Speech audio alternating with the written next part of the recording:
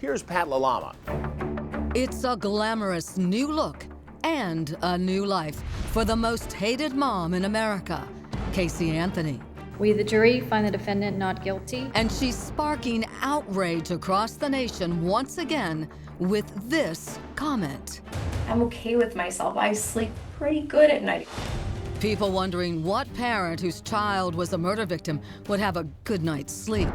Now, nearly 9 years after the disappearance and suffocation murder of her daughter, Kaylee, Casey speaks out in her first interview. And Crime Watch Daily is breaking new information about her life, her new career, and why her own parents question her innocence. Seems to me like Casey Anthony's up to the same old tricks. Casey made headlines with her jaw-dropping interview with Associated Press reporter Josh Replogle, speaking exclusively to Chris Stewart from our Palm Beach affiliate WPTV. She keeps photos bedside, her artwork. You know, she talks about what she does during her day-to-day life, like living for her daughter. Kaylee would be 12 this year. What would she be like right now? A total badass.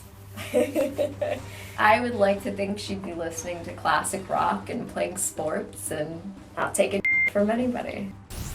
Crime journalist Steph Watts interviewed Casey's parents for an upcoming series on Investigation Discovery, Casey Anthony, an American murder mystery. They got this wrong. They got this totally wrong. Both her parents sat down with me and were candid about what they believe happened to Kaylee Anthony. They both hold her responsible for the death of their granddaughter. However, what they believe happened is where they differ greatly on the details.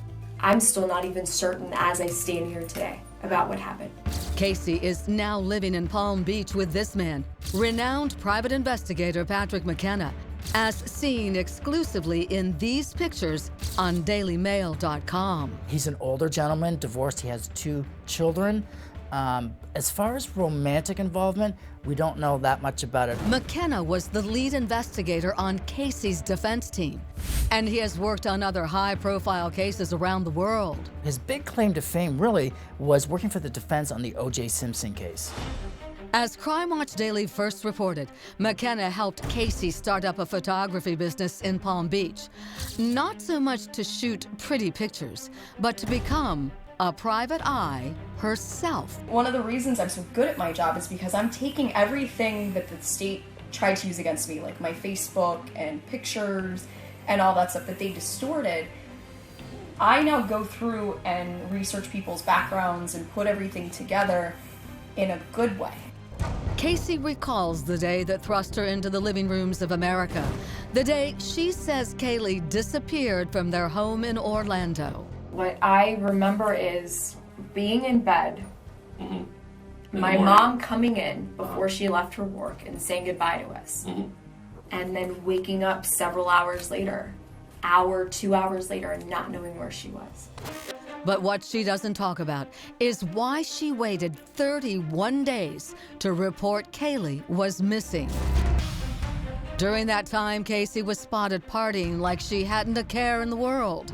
Finally, she broke the news to her mother, Cindy, who called 911. Her mother finally admitted that she's been missing. Casey was arrested the next day on charges of child neglect, telling police Kaylee disappeared with a nanny she called Zanny. Some say Zanny is Casey's nickname for the anti-anxiety medicine Xanax. Any alleged drug use that would have happened during the time that the child disappeared or was murdered or died would have been long erased from the body 30 days later.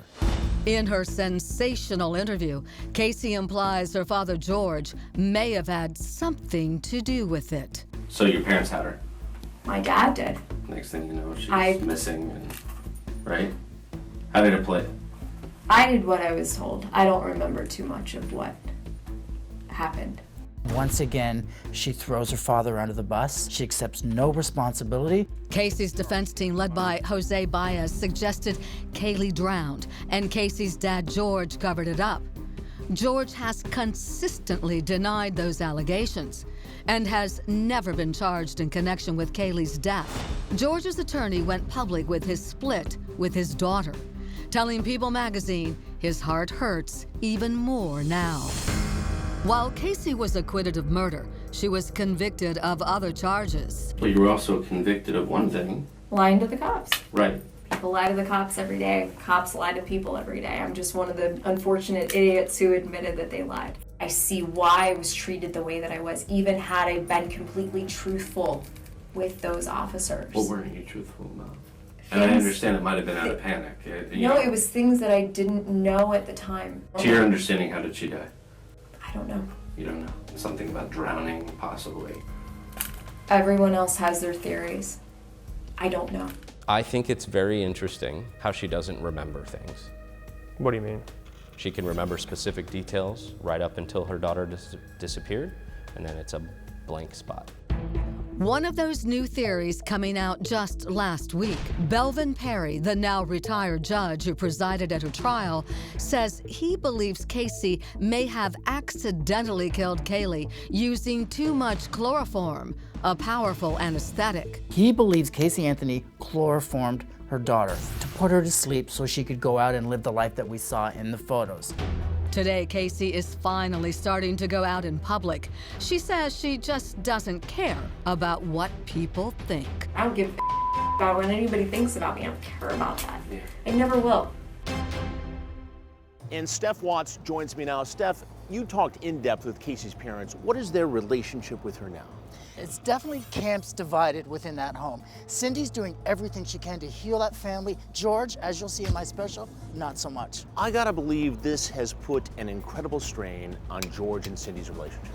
It's hard to believe that any marriage could survive what they went through, particularly in the media, that their lives played out on television like a reality TV show. However, Chris, to this day, they're still together, living in the same home. They maintain the same phone numbers, even drive the same cars. What do you think will surprise viewers most about your interview with Casey's parents? How candid they actually are about their experiences, about what happened, but also how divided they are on what they believe their daughter did to their granddaughter.